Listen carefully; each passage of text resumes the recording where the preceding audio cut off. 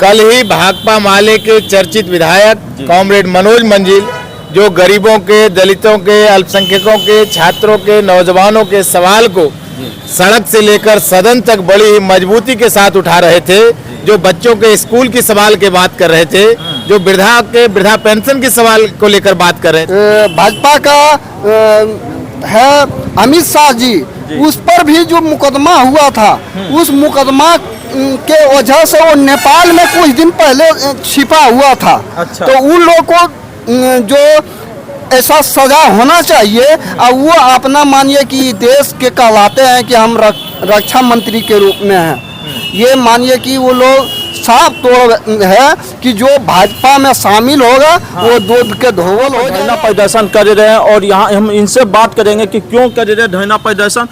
और ये मनोज मंजिल है जो इनके क्या बीजेपी क्या किए हैं और इनसे हम बात करेंगे। पहले आपका नमस्कार सर।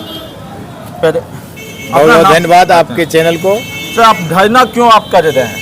आज कल ही भाकपा माले के चर्चित विधायक कॉमरेड मनोज मंजिल जो गरीबों के, दलितों के, अल्पसंख्यकों के, छात्रों के, नौजवानों के सवाल को सड़क से लेकर सदन तक बड़ी ही मजबूती के साथ उठा रहे थे, जो बच्चों के स्कूल की सवाल की बात कर रहे थे, जो वृद्धा पेंशन के सवाल को लेकर बात कर रहे थे, किसानों के खेतों में पानी के सवाल को लेकर बात कर रहे थे, मजदूरों के मनरेगा में काम के सवाल को लेकर बात कर रहे थे। ऐसे चर्चित विधायक की उनकी जो लोकप्रियता बढ़ी, तो भाजपा लोगों ने साजिश करके एक फर्जी मुकदमा में फर्जी गवाही दिला करके उनको आजीवन कारावास की सजा दिला करके उनकी आवाज को बंद करने की जो कोशिशें किया गया है, इसके खिलाफ आज संपूर्ण बिहार में भाकपा माले पार्टी के द्वारा आज जिले के अलग अलग प्रखंडों में, जिला मुख्यालयों में लगातार आंदोलन कर रहे हैं उनके रिहाई के सवाल को लेकर कि वैसे विधायक जो इनको फर्जी तरीके से फंसाया गया है और जनता के अधिकार के सवाल को दबाए जाने की जो साजिशें चल रहा है,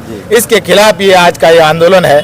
और ये आंदोलन मनोज मंजिल के रिहाई के लेकर आंदोलन है कि जब तक ये उनको रिहाई नहीं किया जाएगा, ये आंदोलन अनवरत रूप से जारी रहेगा।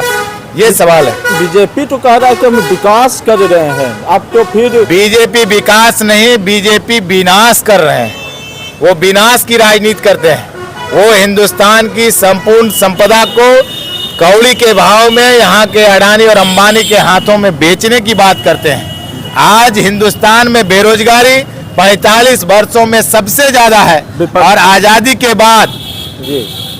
के बाद मोदी सरकार एक ऐसा प्रधानमंत्री बना है जो सबसे ज्यादा बेरोजगारी, सबसे ज्यादा महंगाई, सबसे ज्यादा भ्रष्टाचार लाया है।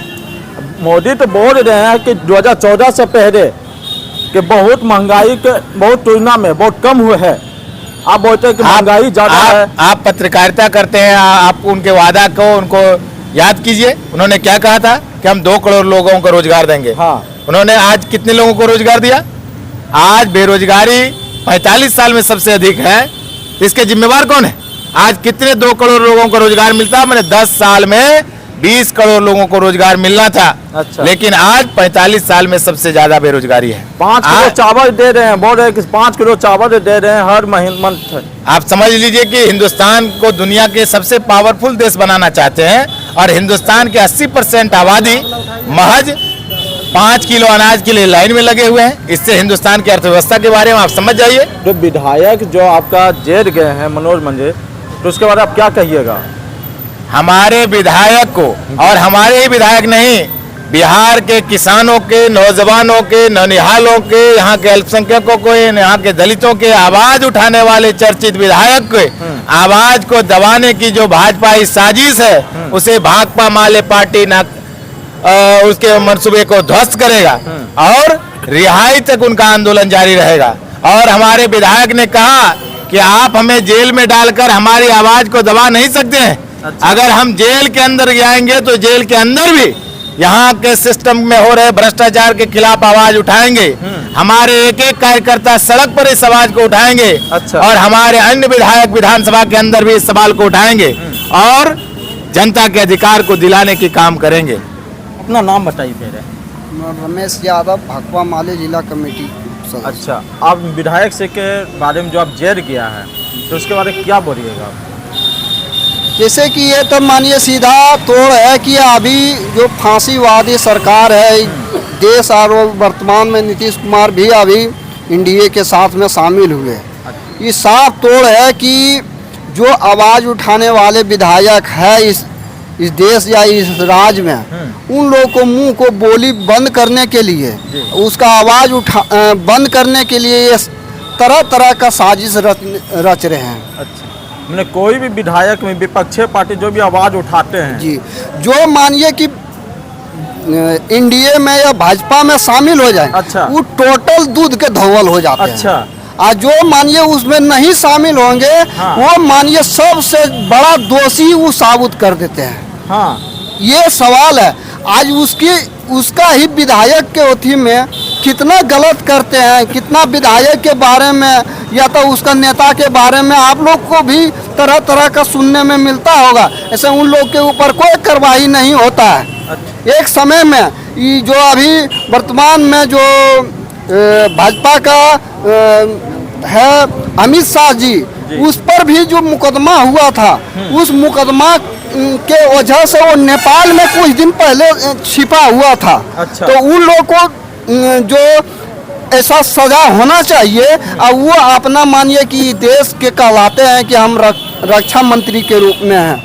ये मानिए कि वो लोग साफ तौर है कि जो भाजपा में शामिल होगा, हाँ, वो दूध के धोवल हो जाएगा, जो शामिल नहीं होगा वो मानिए कि दोषी हो गया। अच्छा, जो भाजपा में जो भी करप्शन भी है जी, वो भाजपा में मिल जाता है तो दूध के धोवल बन जाएगा, यही ना जी।